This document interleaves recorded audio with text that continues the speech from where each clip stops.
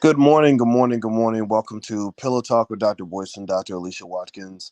My name is Dr. Boyce Watkins, and I'm here with my lovely wife, Dr. Alicia Watkins. How you doing today, babe? I'm doing pretty good. How you doing? Doing well. Did you sleep good? I did. How'd you sleep? I slept really good. I had a dream that I was hanging out with Jay-Z and 50 Cent. Those two. Yeah, I have no idea why. Huh. What were y'all talking about? Um, I think we were talking about business. Oh, How crazy is that? okay. Well, that's a good sign. Yeah, and they were Yeah. showing me how to rap. So they were teaching you something new? They were explaining why they put certain stuff in their lyrics, and 50 Cent was gonna make a song with me. Don't have that's Ah. such a strange dream. So I think that means that there's some things you need to learn. I guess And so. and you'll learn from the best because those are two good rappers. Yeah, I know, right? It's never literal. It's just It's never literal, no. but I woke up confused. Nah. It's a Anyway, good how's everybody doing good today? dream. How's everybody doing? I see Kevin Bonner and Gabrielle and Ocean. Ocean said, sorry, Gabrielle says you definitely just woke up. Yeah, yeah, for sure. WT Wonk says you're the only woman who I see covering this. Yeah, we're gonna cover something interesting today. Actually, before we get started, though, shout out the city that you're from. We'd like to know what city everybody's coming from on Pillow Talk. Let's see. Critica, I think the video is staged and fake. They're attempting to take our guns. Another justification. Okay. Evelyn, Oh. El Sayek. Okay. Yeah, they are. Yeah, it looks like everybody's already jumping in this topic. So let us not delay things. I showed you this video yesterday, and I want you guys to know I'm not going to show this whole video because YouTube has a ban on showing violence, and I don't want to traumatize everybody this morning by showing you somebody getting shot. But just imagine somebody pulling out a gun and shooting the other person. There was an incident down in Lubbock, Texas. Right, this kind of thing Mm. you expect. Well, not you expect it to happen in Texas, but you would expect it to happen in Texas. Yes, you would. And yeah, and it was Yeah. a classic case of baby daddy, baby mama drama. These were not black people. So even though there are some baby mama, baby daddy drama situations that happen in our community, this was between two guys right here that where the guy in the green shirt came to pick up his son, and the situation, got kind of out of hand. He starts arguing with the mother of the child. I came here at 3:15 to get my son. You should have had him ready, and I'm taking you to court, and you to court, you to court, you to court.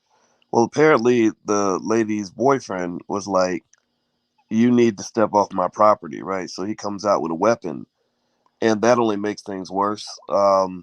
And then eventually you end with one guy on the ground, and I'll show you guys a little bit of the clip um, now, so you can kind of see it. I cut out the part where he actually shoots him again because YouTube has a thing where you can't do stuff like that. Everybody's got a mandate nowadays, but also I think you don't need to see all that. I mean, if you want to see it, it's online. But I'd rather not celebrate a person's death. So here's a piece of the clip.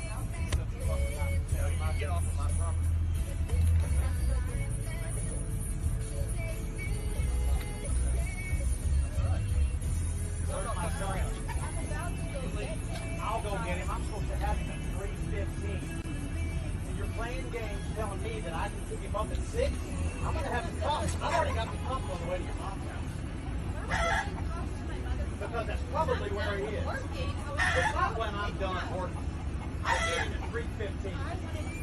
I get him at 3:15. I don't care if you wanted to see him or not. I get him at 3:15. If you want to see him, you see him up until 3:15. You keep trying to keep my son from me. I'm fixing to drag you and Anne-Marie and everybody else into court. I'm subpoenaing your mom. I'm subpoenaing Anne-Marie. This is on video. I'm very glad. I leave. Do it right now. You gotta fucking use it, motherfucker. Because goddamn it, I'll take it from you and fucking use it on you. Call the police. Call 911. Where's my son? So you saw enough there to kind of get the gist of the situation, and you can hear the two arguing. He's basically saying, "You keep trying to keep me from seeing my son," and the other guy says, "Leave my porch, like leave my house now." And when he comes out with a weapon, and the other guy then he doesn't back off. He gets in his face, And eventually there is a point where he does kind of tussle with him to try to pull the gun away, and then the guy backs off, and when he backs off he aims and he fires. And the whole debate is, self-defense or not, and I think that can be discussed. But I'd like to get your initial thoughts, babe, just in terms of just what you were saying, just as a social worker, as a couples counselor, as a person, who's had to confront situations where you've seen baby daddy, baby mama drama. What did you kind of see when I showed you that first clip? Okay, so I've seen baby mama, baby daddy drama, but not quite like this. Oh But my but you goodness. did work in Chicago, though, at the Chicago Cook County Hospital, so I'm sure you had to have seen. Yeah, I saw. Okay, let me give you my initial sort of reaction here. I heard chickens in the background. Yeah, I did I too. heard I heard the chicken too. roosters. Like, this is some extra stuff. This is something extra than what I've seen. I don't think I've ever seen anything quite this dramatic and blown up like this. Literally blown. I mean, we saw the video. Was it last night? And I mean, he Hmm. just. I said, wait, did that man just die? Did he just shoot that man to death? Like, it was just I think that part was just really shocking and unbelievable that these two adults can't get their shit together. Excuse my French. Can't get it together. I also think that uh what is going on with scheduling a visitation? It looks like he was going to see his son. Was it over like the holiday break? Do we know? You know what? I don't know if it was over the break. I know it appeared in the media in all the headlines about 2 days ago, and Okay. I know that a lot of people were commenting on it. And Mm-hmm. the whole clip is there where you can actually watch the two struggle and the guy back up and shoot him. And interestingly enough, the guy who pulled the trigger, Mm-hmm. he's the ex husband of a judge in the area, Okay. and so Oh, ex-husband of a yeah. judge. And what's also interesting is that no charges were filed, from what I understand. I Oh, think that I really? think that they've listed him as a suspect, but they still have not filed charges. And so so here's the point, right? I think that rather than just getting into the specifics of a specific case, Well, I'm just curious. I mean, those are initial questions that come to my mind. Like, what, just trying to figure out what actually happened right. in So there. so Mm-hmm. what I'm seeing with this is not just because, remember that, I think, like, I know on my podcast, when I talk about things that happen, I don't just want to talk about the event. Mm-hmm. I don't just want to talk about the people. I want to talk about Okay. the energy behind the incident and how we can all grow from this, right? Because somebody asked a good question. They said, "What is the point? What is the point in all this? What can we learn from this? Like, Mm-hmm. why are we even talking about this?" And I think it's a good point, right? I don't want to talk about this from a gossipy standpoint. Like, Mm-hmm. look, this guy shot his shot the baby daddy or whatever, his girlfriend's baby daddy. Mm-hmm. I just want to basically extrapolate and ask everybody in the chat: has anybody ever confronted baby mama, baby daddy drama before? Has anybody ever been in a situation where stuff got out of hand, in a relationship, where it got ridiculous, and not that somebody ended up dead, but things just got to the point that they didn't have to get to? Yeah, I'm just giving my initial sort of reaction to it first. So, I think like it reminded me a little bit of the Rittenhouse case, where it's just like, I'm gonna be so ready to pull a gun out and shoot somebody. I don't care who it is. Oh, someone came to my door. Tell him to go away, and I'm gonna get my gun out. It's almost like this trigger happy. Uh, what is the Like what's the word? hillbillies, like country Trigger folks. happy people who are just ready to shoot somebody. You just ready to fight somebody. You just have Right. a gun loaded. You have a gun loaded in your house, ready to fight. Right, You right. know. Now, and I agree with that, right? And I Mm-hmm. think that there's different perspectives on self defense all throughout the country, different legalities, and I say the lawyers are going to debate that. But what I was paying attention to wasn't so much what happened. I was Mm-hmm. paying attention to why it happened.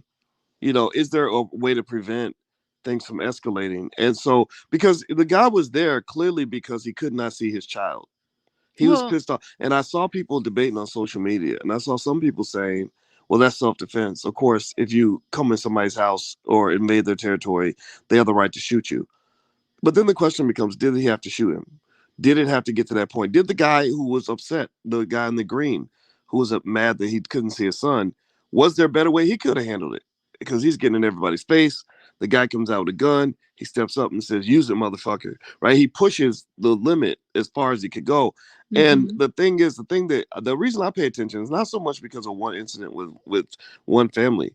I'm thinking about all the incidents with millions of families where many of us have had scenarios where we had to deal with either, however you, depending on how you want to look at it, either a toxic baby mama or baby daddy, or somebody who was new to the relationship, new to the situation, who was toxic. Right? You're the baby daddy, and you're trying to go see your son, and you're dealing with this person in your child's household that you don't approve of. And I guess the question is, what are applicable processes and tools we can use to deal with shit like that? That's what I'm asking. I mean, I'd like to comment on the. I mean, we could get into that for sure. It's just, now he'll never see his son because this man has just dead. killed him. Yeah, and he'll never ever get to see him. And I think that's just taking it over the top. And it's so weird how people's emotions get all tied up. And all they want to do is fight. He felt threatened. He felt threatened by the father coming to the house. So I guess that's his wife. Did he move on? Seems like he moved on to another. Let's see. The wife moved on, and maybe she's living or remarried. We don't know the situation. And he's just coming to pick his son up. Why does it have to escalate? I'm picking him up. It's 3:15. Where is he? Yeah. Well, let me just play the clip after he shoots the guy. The guy's laying on the ground dead. Like, how did he know to come to the house? He's arguing with the dead guy's wife, and saying, "I told y'all not to come here. I told y'all not to." So here's that part. Hopefully you guys can hear it. Hopefully the audio will be loud enough. I'll turn it all the way up. Here we go. Okay.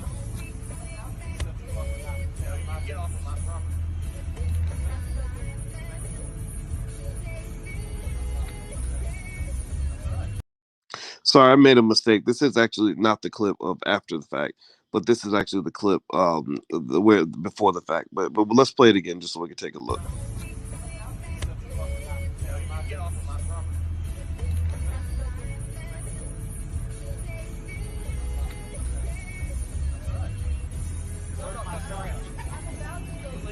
I'll go get him. I'm supposed to have him at 3:15. And you're playing games telling me that I can pick him up at 6?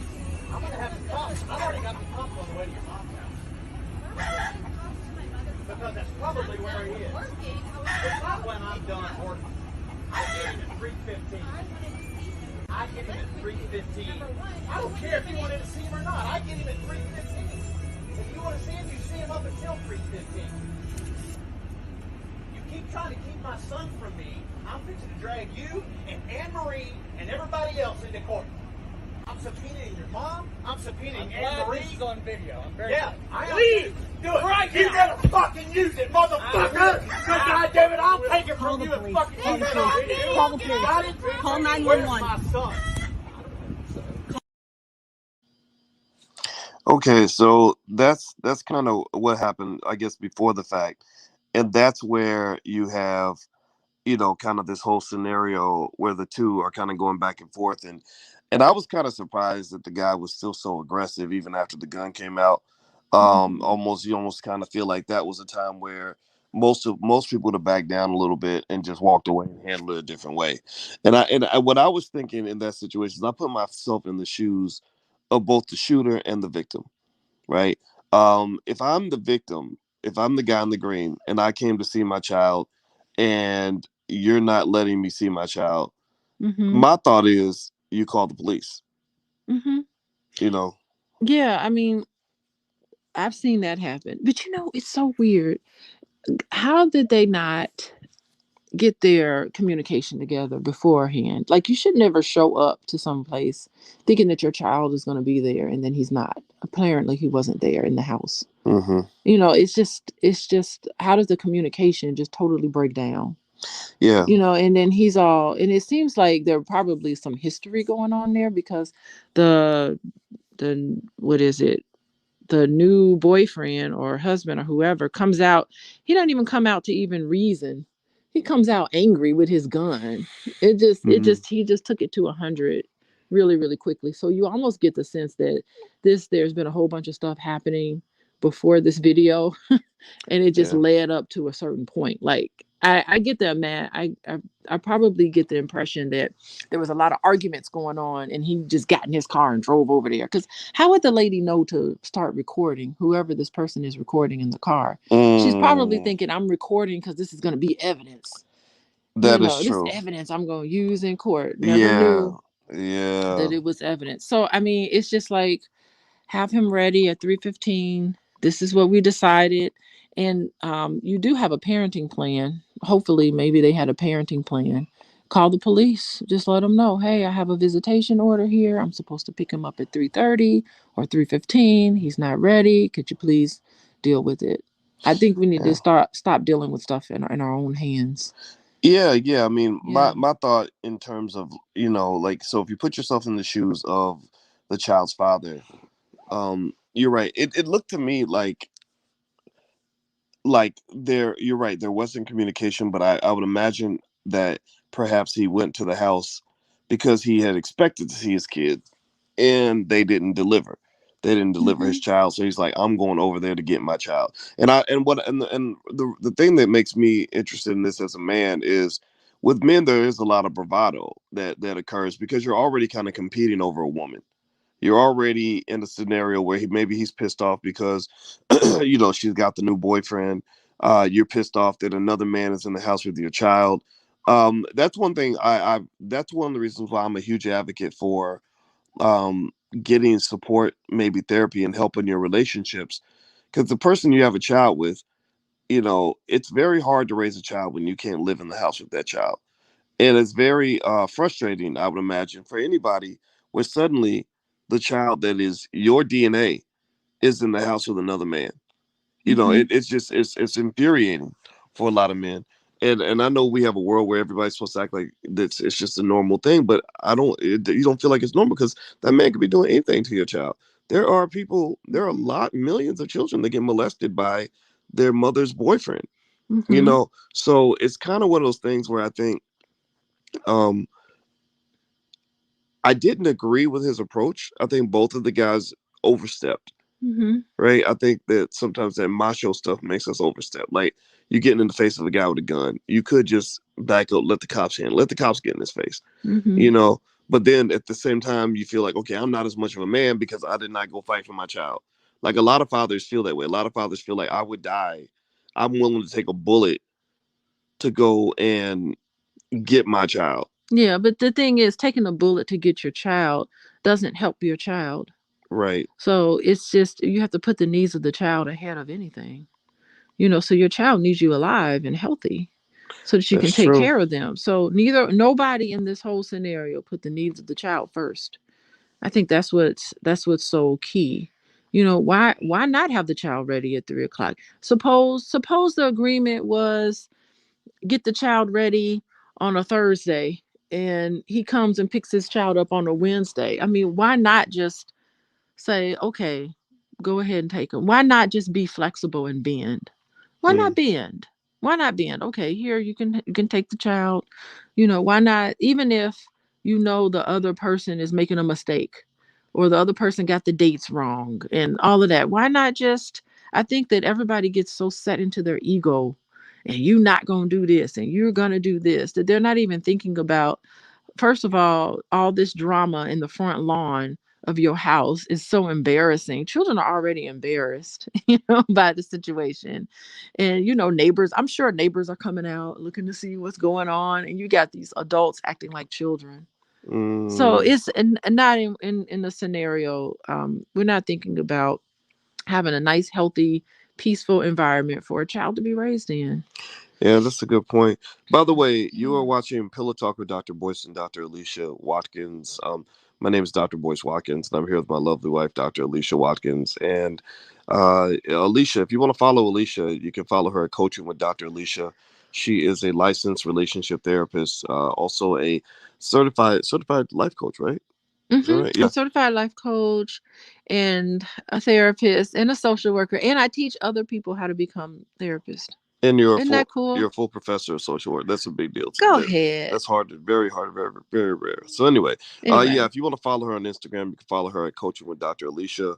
And also, if you have an interest in taking part in this, Alicia and I are participating together in a drama free families seminar that we're going to do. We're going to do kind of a weekend deep dive intensive on how to have a drama free family. That means healthy communication.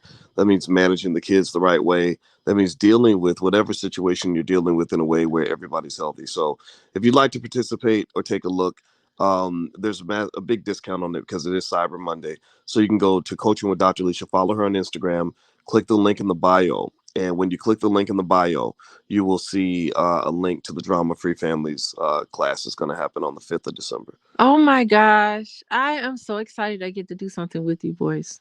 Yeah. I'm more excited. Like, I'm excited about the topic because I feel like families really need this based on what I'm seeing in my practice and based on just my 20-year experience as a therapist. We really need this. But more important, I'm just excited I get to spend some time with you doing good stuff. Yeah, I'm excited too. Because I mean, it's like, and so speaking like on this situation, I'm thinking about this, and I was looking at this. So first, I looked at it from the position of the guy in the green, the victim, and his frustration as a father, of allegedly not being able to see his child. Right, I understand that. This is my kid. I can't see my kid. You're already mad because he's with the woman that maybe he has an interest in this woman. He's kind of conquered you in a way. He's taken your woman and your child. So you're kind of fighting for any piece of dignity Oh. you can have. Now, I thought about that, right? But there's also the other side. Okay, wait. Okay, so before you get into the other side, I'm really having empathy for this biological father. Gee, he lost his woman. Seemed like he lost his child. I can't imagine what that like. That's What's it? gotta be very sad. Well, I'll just tell you the truth. The reason once I felt the pain of trying to raise a child that did not live with me, and knowing I only had opportunities to be with the child if the mother Yeah. allowed it, and that other men were around my child more than me. I just remember thinking, I'm not gonna have a child I'm not gonna have a child unless I'm 100% sure that this is a woman I'm gonna marry and stay married to. Like that's a big if. Yeah. Not just the marriage, but to stay married to, because people get divorced all the time and all that. And I don't think a lot of people hear from these men that are experiencing extreme pain from losing their children. I imagine. And then even if there's bad blood between the biological mom and looks like the stepdad, let's just call him the stepdad or the new boyfriend, if there's bad blood in there, that child is listening to conversations going on in that house where they trashing that bio father. Hmm. And so that makes a dynamic between him and his child. Can you imagine that? Yeah, You have to yeah. overcome so much for your little time that you have with your child, and you should stay connected. I mean, I know biological fathers want to stay connected.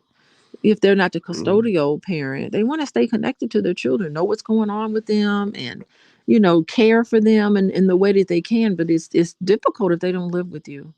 Yeah, well, Yeah. and I would imagine some people would assume that because he has a new wife that he's completely over that old situation. But anybody who No. knows anything about the real world knows that that's just not the case. Like people move on to the best available option. Sometimes they only move on because they can't have the person that they really want. Right. So you don't know if there's a jealousy factor going on. There's definitely kind of a territorialism, right? And if you look at the way these guys behave kind of in the video, it's very territorial, like I'm in your face, kind of aggressive posture they were taking with each other. So I imagine that there's some of these hurt masculine feelings kind of there. Now I think that with the guy who had the gun, I empathize with him to one extent. Like in Texas, they have really strong stand your ground laws. I know a lot of people feel like this is instantly premeditated murder, but I did some Oh. research on it, and again, no charges have been filed. None. And there are people, they have the castle doctrine. The castle doctrine says if you step up in somebody's property, like they have a right to brandish a weapon. They do. They Yeah, have the, but it seemed like he has evidence that he was supposed to be there to pick him up. So if you invite someone to your house to pick up your child, here, come and pick up the child. Come pick up whatever. They're not trespassing at that point. Like, how did he know to show up there at whatever time to go pick his child up? yeah, I, yeah. I just I don't like that. I mean, I don't agree. I mean, I don't think. I think pulling out a gun. I don't think people really consider the finality of pulling a trigger. You know, like when you pull a trigger on somebody, they're gone, and you know, you hit them in the right spot, they are literally dead. And there's an image of him standing over the guy's dead body, like he just literally took this dude out, Oh, and he's arguing with the guy's wife. And the guy's wife is saying, you know, we recorded everything, blah blah blah. And he's like, he said, I told y'all, you know, he had the oh country. He said, I gosh. told y'all, do not come here. I told y'all to leave. I did not want to do any of this. He said, I told y'all to leave. And again, it's not. It wasn't the best way to handle it, right? He could have walked in the house and called the cops, right? Yeah. He could have done that. That man But wasn't threatening to him. He wasn't threatening him on his property. well, remember that the man that had the gun was his ex wife. I think is a judge, so he knows his rights. So I assume, Well, and it's an ex-wife, so yeah, that's true. we don't But know what that's like. yeah, but in I imagine that relationship wasn't healthy. well, you never know though. I mean, people get divorced. Everybody gets divorced, so it's not even like it doesn't means anything that you're a good or bad person. Well, I But didn't I say think good or bad person. I just said that wasn't a good situation. right, Clearly. obviously for both Hmm. of them, right? Yeah. Yeah. So I would say, but the thing is, you know, in Texas they have laws that say, look, somebody is in your property and you ask them to leave, and they do not leave, you can pull out a weapon. And I assume that when they say you can pull out your weapon, then you can be prepared to use it. Hmm. And it ain't right. It ain't right. I mean, it's not ideal.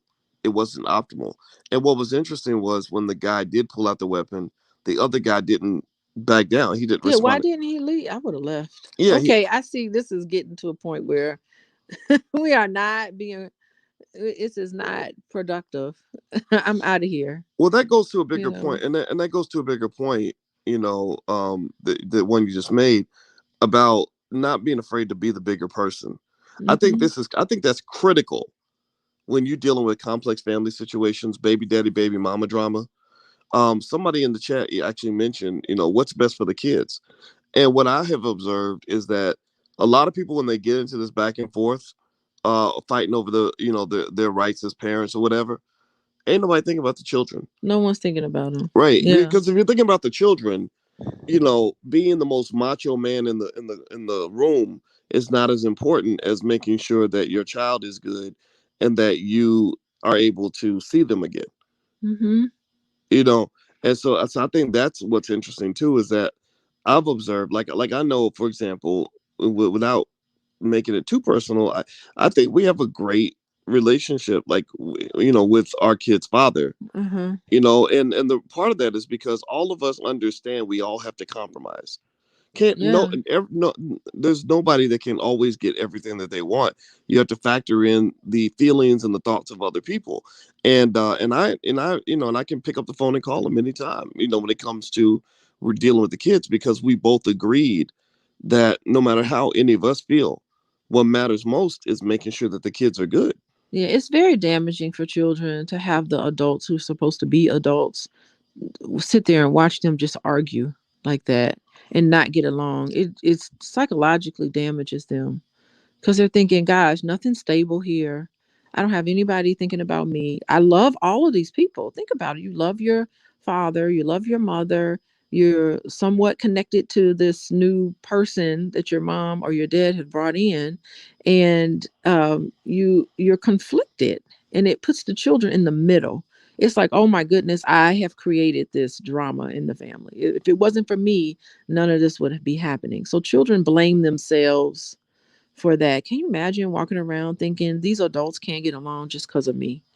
It's got to be embarrassing, you Yeah. know, and it's got to be just painful, you Yeah. know. And I think that for kids, it's just wrong. I mean, you got to find a way out of that. You got to find a Hmm. way to, you know, and it's hard though because sometimes you're dealing with just a complete asshole on the other side of the fence, Yeah. you know, or maybe you're dealing with people that are being completely immature and unreasonable, right? Hmm. And it's hard because if you think of maturity, think of it like I think of like the maturity bucket as being like paying for the tab at a restaurant, right? So imagine if you go to a real expensive restaurant, because breakups and divorces are real expensive. That's why you should do everything you can to avoid them. But let's say that Hmm. it happens, it's real expensive. So imagine you go to a real expensive restaurant and the tab comes and it's like $132.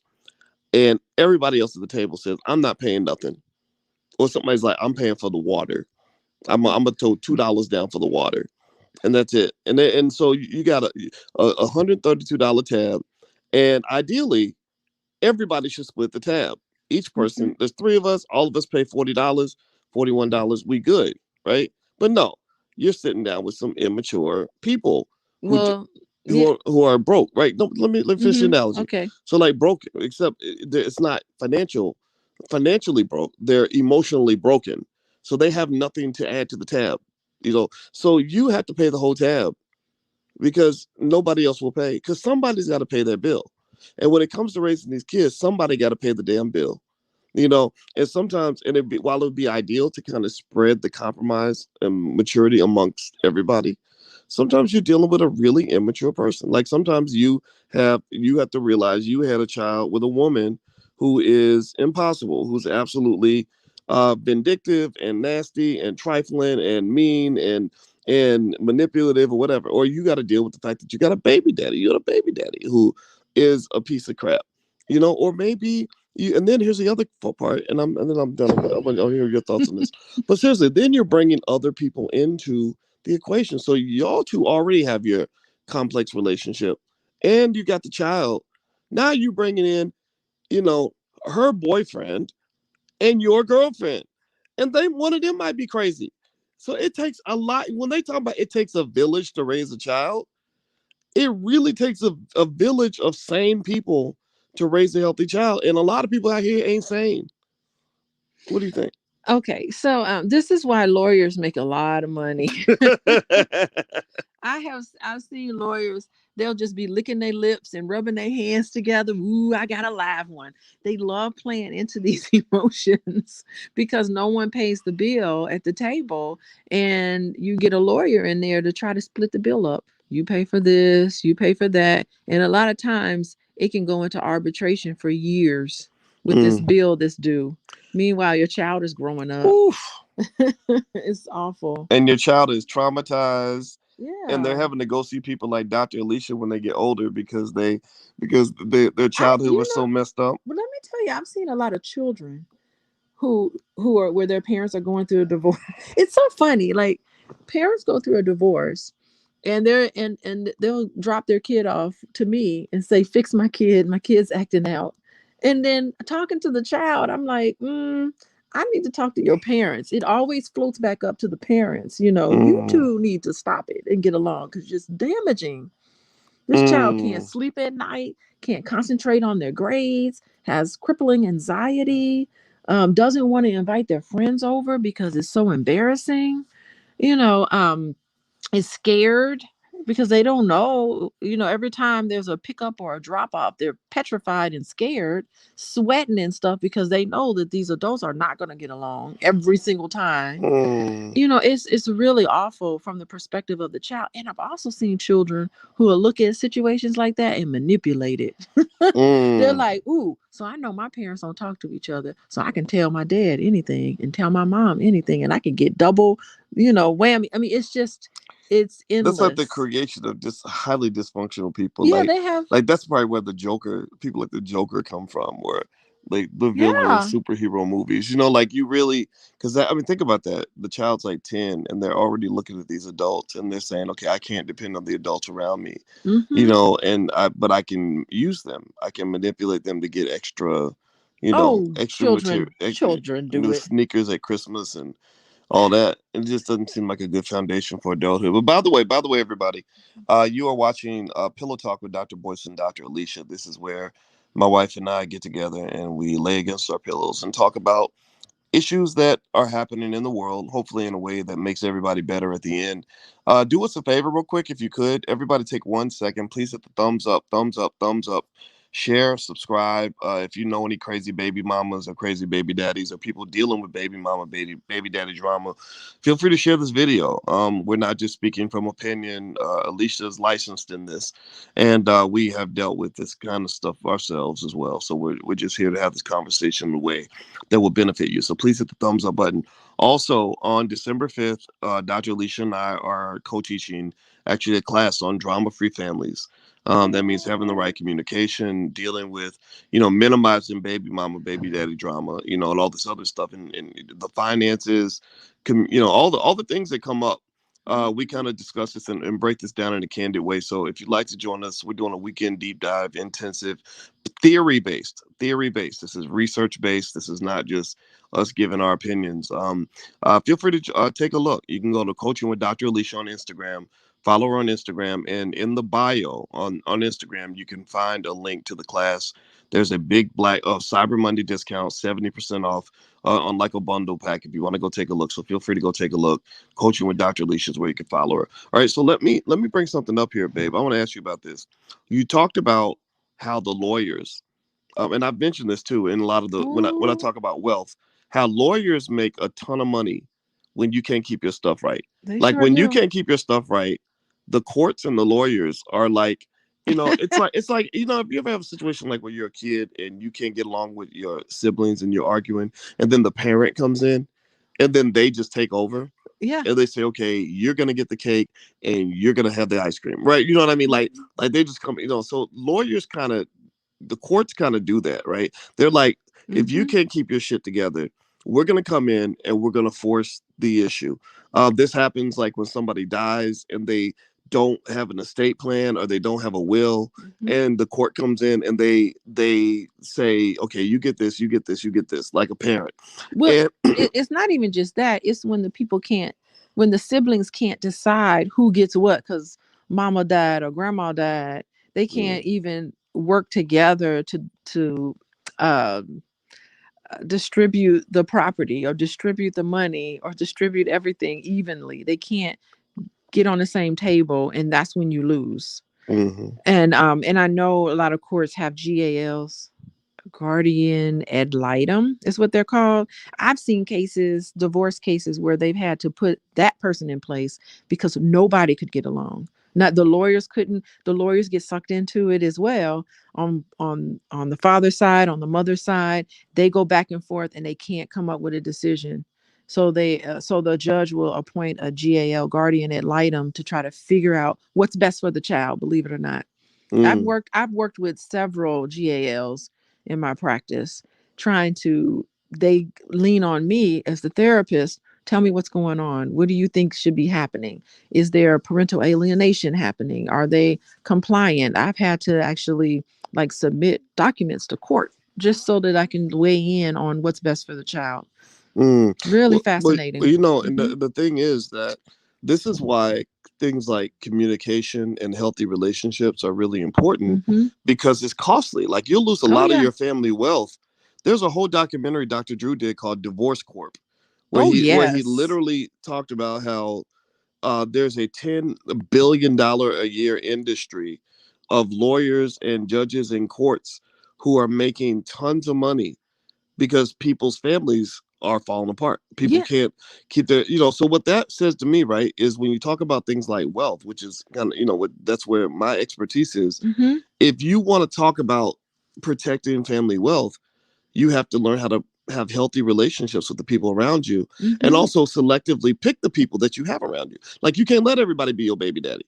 Everybody ain't qualified to enter into your vagina. Everybody ain't qualified for you to be trying to lay up with them, because when babies come and you're dealing with a crazy lunatic on the other side of that transaction, Hmm. it's a mess.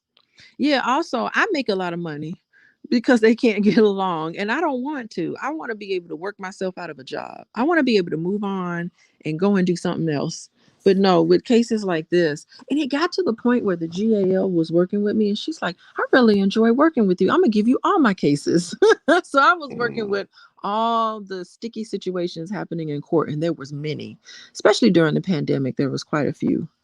Wow. Yeah, Oh yeah. yeah, I It bet that was was really stressful. fascinating. She's like, I like working with you, Alicia.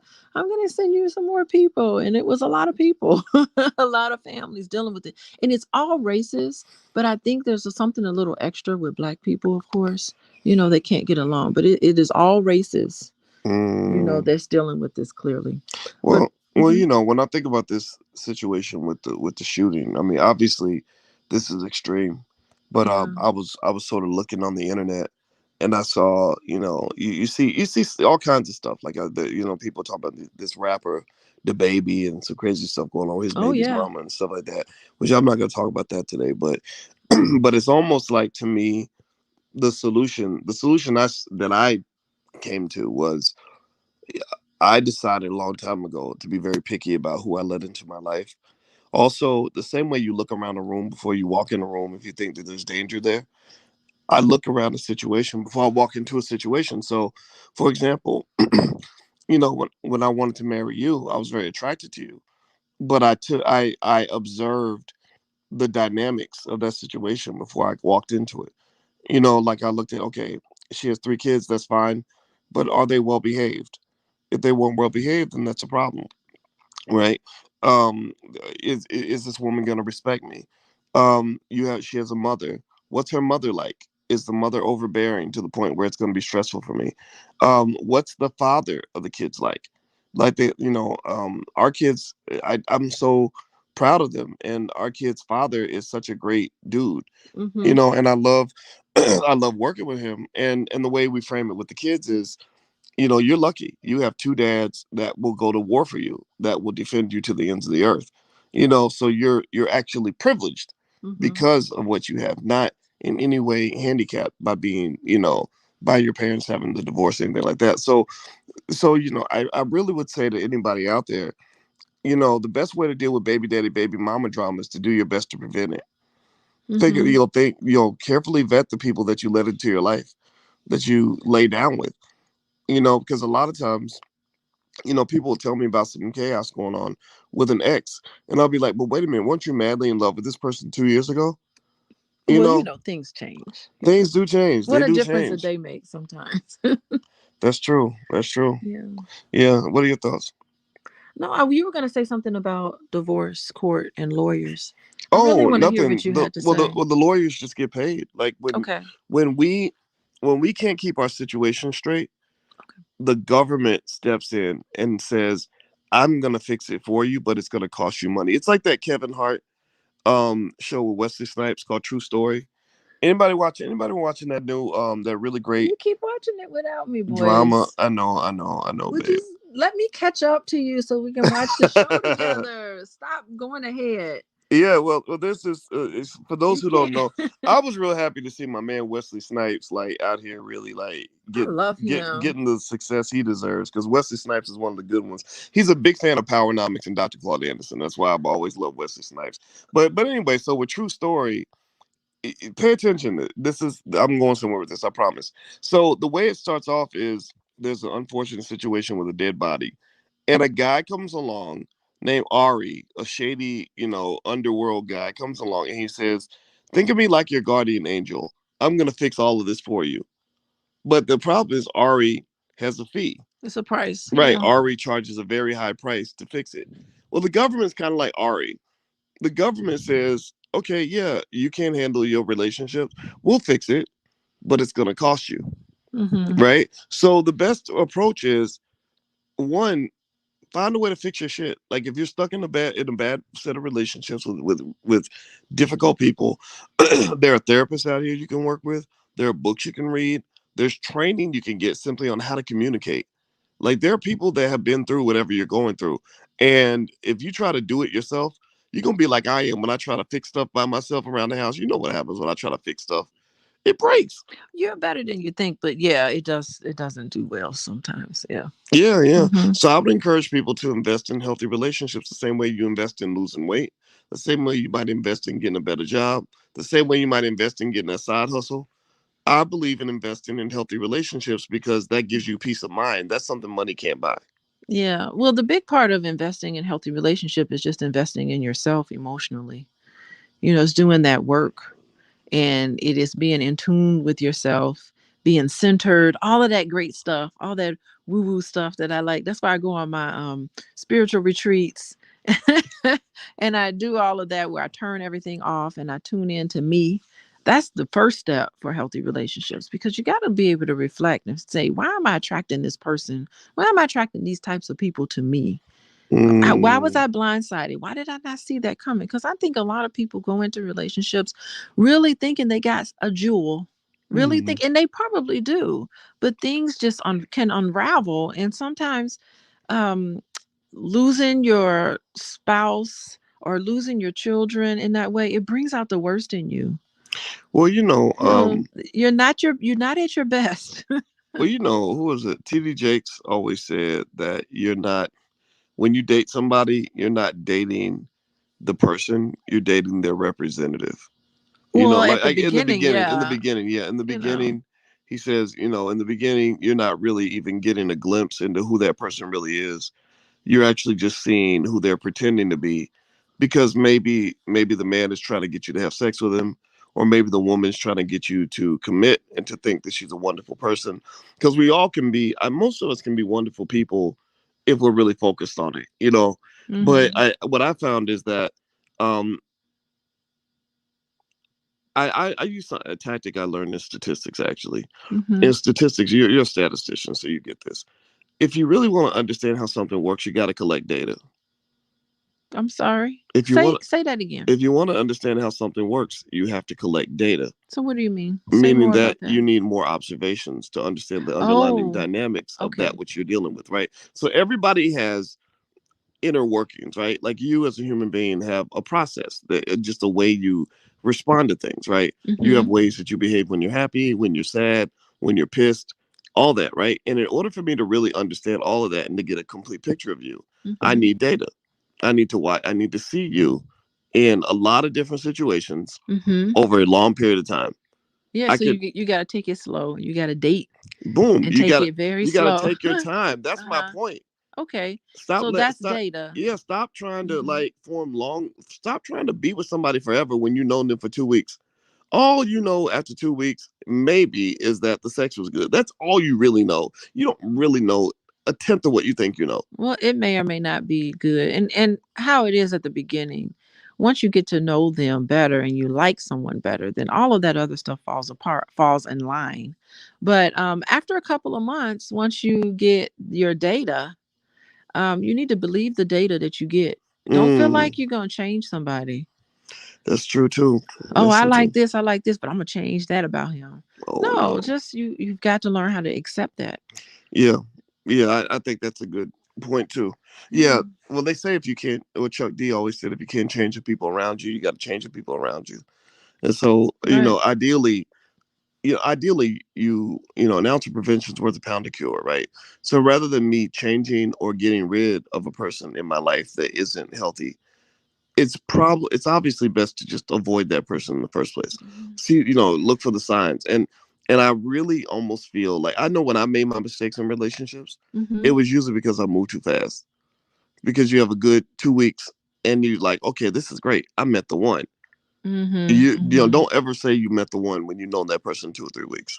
Oh, you got swept up into the beginnings of it, which is Yeah, fun, which is cool. I say let yourself indulge in that, but keep it into perspective, you well, enjoy know? your experience. I mean, but just Yeah. know whenever you let somebody in your life, you're bringing in all their energy, right? So if you run into a situation like this one, Mm-hmm. where you're talking about two guys who were both willing to fight to the death Mm-hmm. to deal with a domestic dispute, the question becomes, was that what you signed up for? Is that what you wanted? Because now the woman who, now pay attention now, look at it from the perspective of the mother. So the guy in the green shows up saying, I want to see my son. The guy in the black says, leave my house or I'm gonna shoot you. The guy in the black wins the fight, and next thing you know, he's standing over the other guy's dead body. And and so it's like, so now you have a woman who is in a really tough situation with her child. She's got to Mm-hmm. sit down and talk to her son about the fact that her son's father is dead. Her son may hate her for the rest of his life. You Mm-hmm. got my daddy killed because you don't even know what the relationship with the son is with the son and this guy. I'm gonna Well, tell you we a lot. already know that's not gonna be Right, good. a lot of boys are very protective of their mothers and don't even want another man in the house. In fact, with our three children, two girls and a boy, the boy was the one that took the longest for me to form a relationship with, and I Mm-hmm. understood that. I understood that it took 2 3 years before he really wanted to talk to me, and But now we're cool. Now we're super cool. But I had to earn that trust. I'm kind of jealous. I feel like you spent more time with him this weekend than I did. Well, that's my homeboy. I'm sorry, you don't tell me anything. I'm trying juicing you for information. Yeah, Let me know well, what's I'm not. going No, on. no, no. Men do not share the What's secrets. going on in the life That of that my that's that's baby? man talk, baby. Nope, nope, nope, nope, no. I will not betray his trust. But my point is to say that. So Yes. think about this from the mother's perspective. Oh yeah. So the mother is like, your dad got killed, and the son's like, you There got was an you altercation. got dad killed because you're out here bringing these other guys into the house. You know, We don't know what he's gonna think, right? but I'm gonna tell you like this. Let me he's just say, definitely gonna feel guilt. He may feel guilty. he could feel He guilty. could feel guilty himself. Well, you know what? There's going to be a lot of therapists that are going to make a lot of money Oh, that helping his son whole sort through the fact that his father got shot on his front porch. yeah. I mean, that's interesting. You talked about the Chuck D. If you can't change the people around you, change the people around you. But I don't even know if you can change the people around you, because all you're going to do is go from one situation to the next unless you can be reflective and start changing yourself. If you don't change Mm. yourself, you can never change the people around you. And I don't mean that you can change the faces, but the types of people that are around you that are bad and toxic and not good, like this situation here. Mhm. She could break up with this guy right there in the black. She can go on and date yet another man who will do the exact same thing. She It's might. something with her Well, remember, too. that's true. And remember, though, She's picking these people. that's true. But then sometimes there are people who like the idea of a man willing to defend the household and stuff like that. So, That's not manhood. well, To come out with a gun and shoot the father, that's not well, now manhood. shooting the father, yeah, That's not what men that's do. and that's the things, right? So think about this also. She might, in addition to having to explain to her son why his father's dead, her boyfriend might be in prison for a long time, right? Or whatever he is, right? Now, I don't know, she's gonna move on and just live her life or whatever, but you just think about how hard life is gonna be for everybody involved. The person that's probably luckiest in this whole scenario is the dead dude, because everybody else is gonna be tortured forever. You I'm know, I'm sure in his, well, I guess, if he's moved on to another life, to another, he's transitioned, of course, but he's not going to be able to be involved in his child's life like he really wants to. This is a father who really wants to wait, be involved. I'm talking huh? about the dead father. Oh yeah, This was somebody before he passed on, wanted to be in his child's life, yeah. and was probably very frustrated. I'm thinking of what all has happened between the three of them before leading up to this incident. Well, one thing that people don't talk enough about is how many fathers are victims of parental alienation. It's domestic violence. That's domestic violence, to put a biological, non-custodial biological parent in a situation like that. Mm, It is domestic violence, and it's not only psychologically damaging to the child. It is to the isolated parent. They mm-hmm. they are hurting too. Yeah. Well, I mean, losing your kids is painful, and I don't. I personally will say, if I was young, I would. One way. This is just advice for the guys. Mhm. If you're vetting through the type of woman you want to be with, ask her about the relationship between a father and the child, and check what her value system is.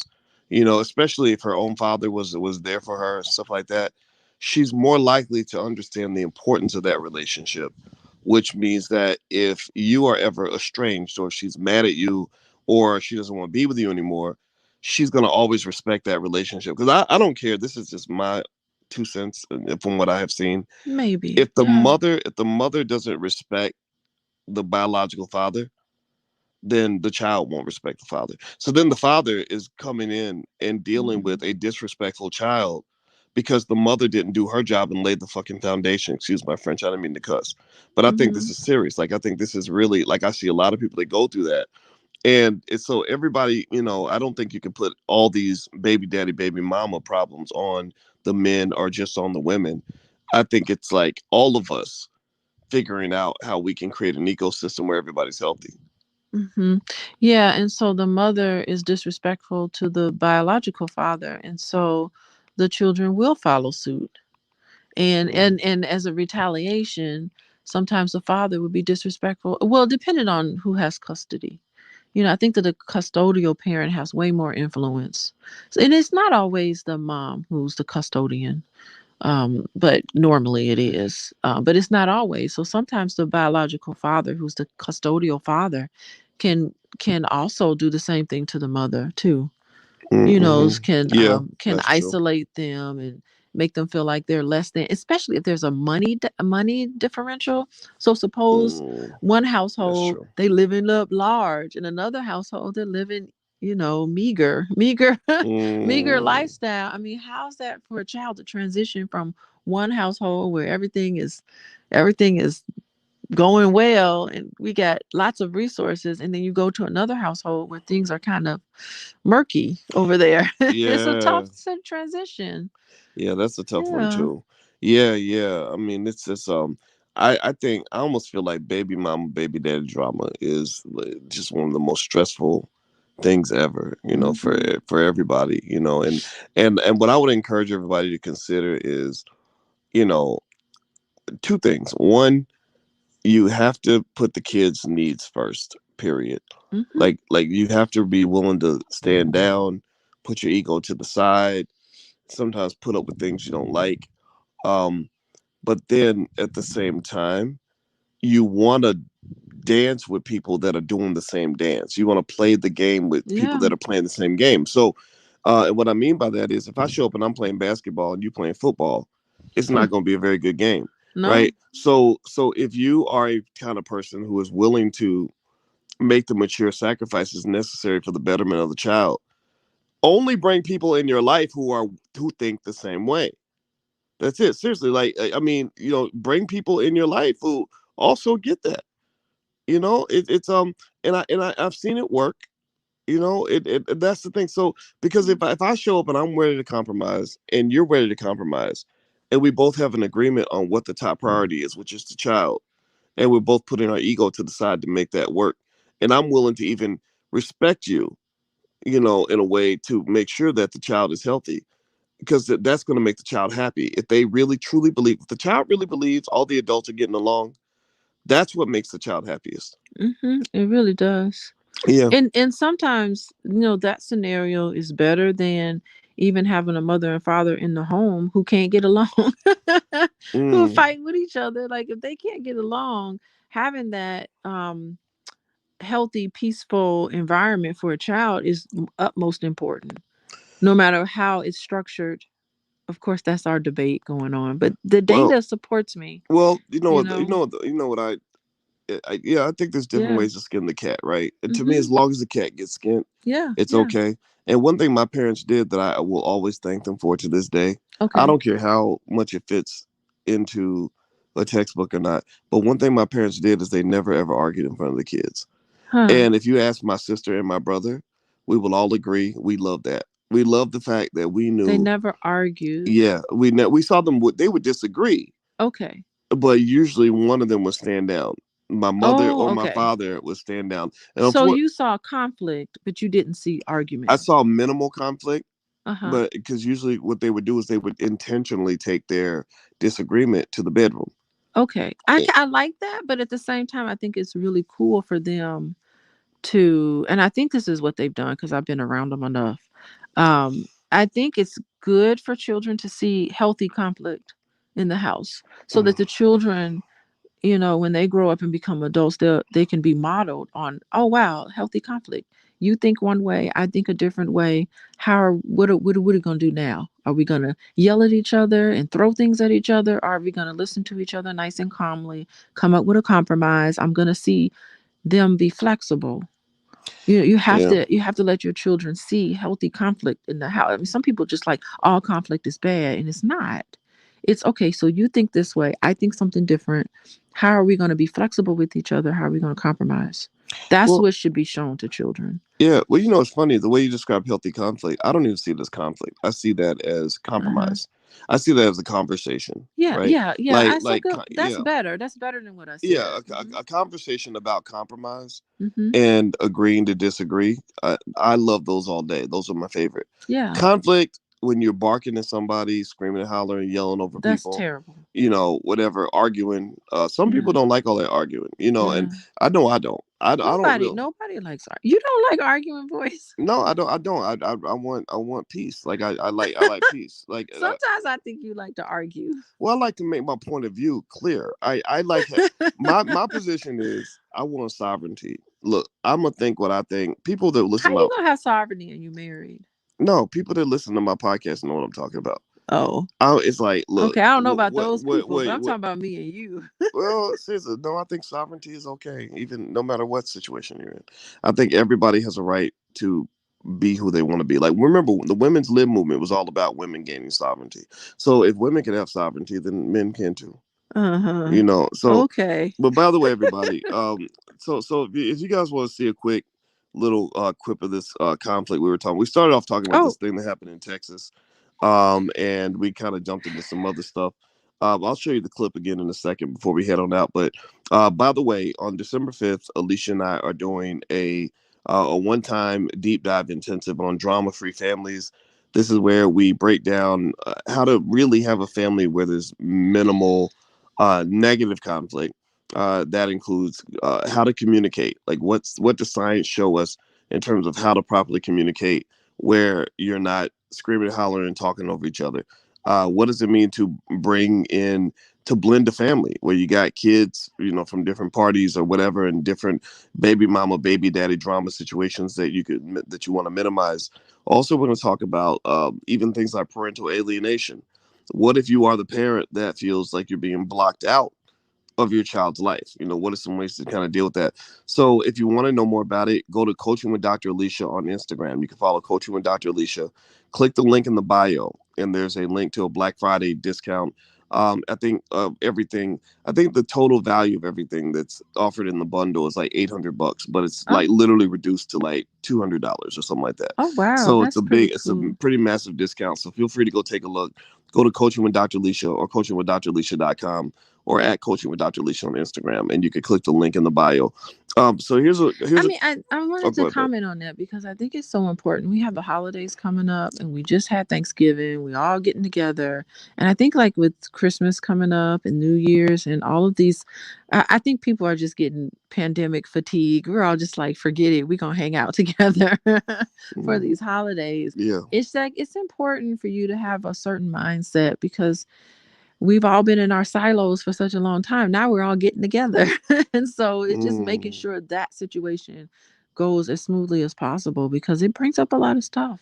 that's so Being around true. people at the holidays. I mean, Christmas is supposed to be a joyous occasion, but it ain't joyous for a lot of people.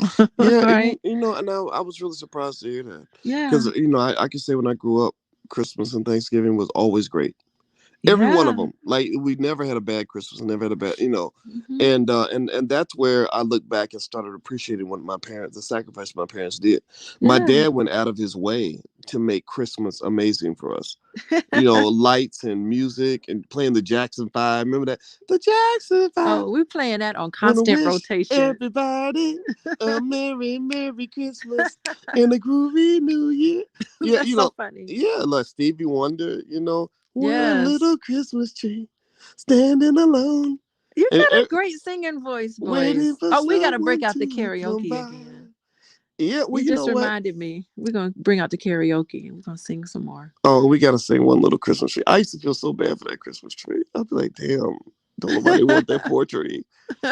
Anyway, but yeah, so it's like, so I think with the holidays, it's kind of unfortunate that it is painful for some people, and we do have some pain in our family because my Uncle Charles died right during the week of Thanksgiving, right? And so, It my was October. No, no, no. You're no, it was right. November. Yeah, It was it was November. his mother, Yeah. my grandmother's birthday actually, Oh, and a few jeez. days before my mother's birthday, and his wife's Oh, my birthday was like the same gosh. week, and his wedding anniversary is the same day. So literally, all those things happen in one week, right? So you suddenly take a bunch of positive events, and they suddenly flip negative. Yeah, you remember every year. Gosh, I wish so and so was here. And, I wish this person was here. Yeah. Yeah, You miss the people you love. yeah. But Hmm. there's the best thing I would say to people is that there are tools out there to help you find that happiness again, right? Whether you're talking about holiday happiness or a positive relationship with family. And so I would encourage you to investigate what those tools are, and don't get caught up in the nonsense. There's a lot of immaturity out here. There's a lot of people out here that don't care about kids. And I personally would say you want to align yourself with people who kind of get it. Mm-hmm. So that's my 2 cents. Did you have anything else you want to say? No, I mean that's good. And you think about the holidays, like alcohol, drugs, and alcohol usually Oh introduced, and God. you got your drunk uncles and drunk cousins and people coming together. So things it can unravel really quickly. So I really think that talking about this topic and having a certain a set of mind, things to think about and tools to use, I think is very important. Yeah, yeah. Well, I see that there were some people in the chat that were debating, whether or not this whole attack with this guy was self-defense or not. The video is available online. It's in Lubbock, Texas, Lubbock. So you can look it up and watch the video for yourself and make a decision as to whether or not it was premeditated murder or if it was self-defense. I've seen both sides. It sounds like premeditated murder to me. I'm sorry. I think I just hope the justice system does this part in this, because I'm certain if you pull out previous record, you come to my house, I'm gonna shoot you. I don't know. I just feel like that's just terrible. Well, I'm certain that's what they got. it was Messages and evidence. it was sad to watch a person die, and when I see something like that, I think about the kid, the son, and Oh my again gosh. I think about the people who are not on the screen, like two guys on the screen. I see one guy who probably felt threatened to some extent. He didn't have to come out with a gun. He made that mistake. Oh But when somebody's trying to grab the gun away from you, I can only imagine that he was probably feeling like a heightened sense of like concern. yeah. That look, I pulled a gun on this dude and he's stepping in my face and he's trying to grab the gun away from me. Oh, right now it's either him or me, right? I can totally get that. But at the same time, did you really need to pull a gun out? Did you really need to bring a gun onto the porch? Was there another way to handle it? I think the answer is clearly yes. Now, the guy in the green, same thing. You know, did you really have to go in there, go to the house and get in people's faces? Did you No, I really have to didn't. go, like, or when the dude walks out with the gun, did you have to walk up on him and then try to pull the gun away from him? Did you really have to challenge him like that, and say, you better use it, motherfucker? Well, then now again, this is my thing. Like when you're talking about surviving in volatile environments, the ability to check the temperature of the situation is critically important. That's an important part of your social intelligence. So if you're checking the temperature and you're like, okay, this guy is really feeling some kind of way. He's clearly got a chip on his shoulder. He walked out with it. He walked out strapped. I'm not really trying to test his gangster at that point. Like that's the thing. That's where when you talk about toxic masculinity, Yeah. that's where it becomes toxic, because Yeah. there's some situations where you don't test another man's gangster, because now you backed him into a corner, and y'all know what happens to an animal when it's backed in a corner. They're gonna chop off their nose to spite their face. They will chop off their own limb just to prove to you that they ain't scared to cut their arm off. Yeah, I really wish people would watch this video in its entirety, because I was just really appalled by the fact that this man was shot and no one came to his aid. It was just like call 911. Like it seemed like a bunch of people should have been over there trying to stop the bleeding, trying to give him Oh CPR, no, trying to do all that that. was a whole Like it nother was level of just, dysfunction. yeah, it was just like his whole entire body was laying there on the front porch and no one was addressing it. Not even the lady who was filming, Well, who the kept what? saying call 911. Well, she Like, yeah. eventually did realize that calling 911 was probably the thing Yeah, she but needed to do. she was way too calm for me. Well, Like I would have been yeah. freaking out. I would have gotten out of that car. Well, I guess you can't get out of the car. If she had gotten out of the car to save her man, she would have been shot. It's just where's the dignity for a human life? A sentient being right there. It's like no one cared. Well, it That's was the part that was really troubling.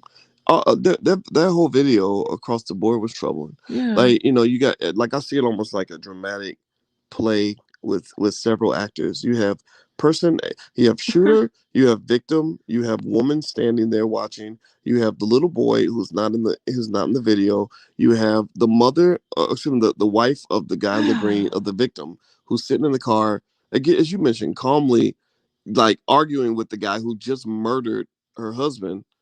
And then eventually she's like, "Oh, call 911." And Really? and can you imagine if that man who shot that guy, if he gets off, that in a way is saying that the biological father was wrong. And can you imagine as a child walking around thinking my biological father really messed up and did something wrong and got himself killed? Oh, Can you imagine? So that child is now thinking, okay, if my father is imperfect and does something wrong, he's going to internalize that and think there's something wrong with him. mm, There's yeah. something wrong with me because my father did not make smart moves. So how can I be smart? Well, I try to imagine that. I imagine God. I mean, I get it almost makes my stomach turn. But I Yeah. imagine if my mother was divorced Oh my gosh. and she's, in some situation with a new guy, got a new boyfriend or whatever, and my father, who I love, I don't give a shit how messed up the world thinks he is. He's my daddy. If he's doing right by me, I love him. Okay. Right? He gets into a conflict with this new guy, and the new guy murders my father. You'd be so mad at your Oh, mom. Your I mom would be it. I would be bad at my mom, and Yeah. the new guy, he better sleep with one eye open.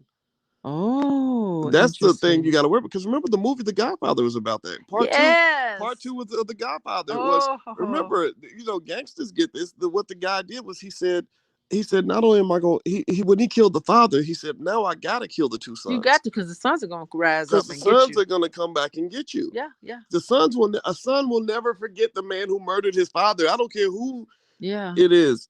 So this man again, everybody's got problems now.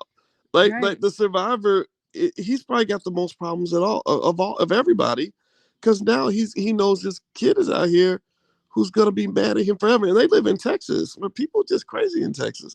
I love Texas, but shoot, all them guns and It's stuff. the wild, wild west out there. It's the Wild Wild West. It is the absolute Wild Wild West. Anything goes. Yeah, so the son gonna grow up. He gonna have a gun of his own. He gonna have a farm with some roosters, and and his gang. He gonna test your gangster one day. So I just kind of think you're right to some extent. I totally get people that say that it shouldn't have to go to this point, right? I understand the man's right to defend himself, to bear arms. I'm cool with all of that to a point, actually, but I do think that when you're talking about bearing arms, you have to have some degree of reason and logic that tends to get lost when you're in these volatile situations. Mm-hmm. You know, Yeah. yeah. So this one incident is going to have some long term implications. Yeah, The- I'm gonna track this case. I'm really interested to see what happens in the end. well, it's going to play out. Yeah. It's going to play out for the next 20 or 30 years. Ah. Uh-huh. The son in a decade, the son will be in a therapist's office trying to figure it all out. Like literally in the year 2050, that little boy is going to be thinking about this incident. He's going to be watching this video It's his 30 or 40 story. It years from has now. now become his story. It's his life story right That is now. his story. Yeah, Yeah. yeah. So I encourage everybody. This is my final point on this. I encourage everybody, like, just remember, like, everything you do, you're creating the story for your children. You're Mm-hmm. creating the soundtrack for their life. Yeah. You Yeah. might think that you just defending your honor, or you might think that it ain't your fault that you fighting with your baby daddy, or that it's the baby mama, she the crazy one, and all that. Mm-hmm. Just remember, you are creating the story and the soundtrack for your children's lives. They're going to be Mm-hmm. talking about this in the year 2060, the year 2070. So think carefully about what you do. You know, don't let your ego be the driving force behind everything you do. Like, oh no, hell no, no, you didn't disrespect me. Yeah. No, like, Would they think that they're teaching their children right. Look at this man. He thinks he's justified in shooting him. Yes, I justified in shooting you. You learn this lesson, you do the same. Like he really feels that he has done nothing wrong. well, I'll tell you what, everybody made in the video. From what I saw, it looked like everybody has a little bit of wrong. There's a little bit of wrong Oh, to they're go not around gonna for see everybody. it. They're gonna be pointing the fingers. So I have a hunch. That's A gonna lot be of fingers are be pointing. They're that's not gonna be gonna interesting. look at their part in it. Yeah, yeah. Well, anyway, guys, if you all want to see the actual video, you can watch it. I can't show it on YouTube, the shooting itself, because that's a violation of YouTube violence rules. But also we didn't want to really gossip about just what happened with this family. Yeah. Uh, really, I wanted to have a conversation about the baby mama, baby daddy drama that all of us deal with. and help you understand that there are ways to deal with it. And I hope that you will be wise, and I hope that you will love your children and have healthy relationships, because that's an important part of protecting your family legacy. All right, so do me a favor, hit the thumbs up button, thumbs up, share, subscribe before you go. This is Pillow Talk with Dr. Boyce and Dr. Alicia Watkins. If you want to follow Alicia, she's a licensed relationship therapist and couples counselor and a full professor of social work. You can follow her at Coaching with Dr. Alicia. If you'd like to join us for the December 5th Drama Free Families seminar, we're going to do, it's going to be a 2-day deep dive, research based analysis on how to have a family that minimizes baby mama, baby daddy drama, drama with kids, parental alienation, financial confusion, just all of that. Go to Coaching with Dr. Alicia on Instagram, click the link in the bio, and there's a link right there on the bio that'll show you where you can sign up. So feel free to join us. And also, if you want to subscribe to the channel, you can go to boyceandaliciatv.com. We do pillow talks maybe about twice a week. And our goal is to hopefully help you have a better life. So God bless you. Have a good day. And we will see you soon. Goodbye, everyone.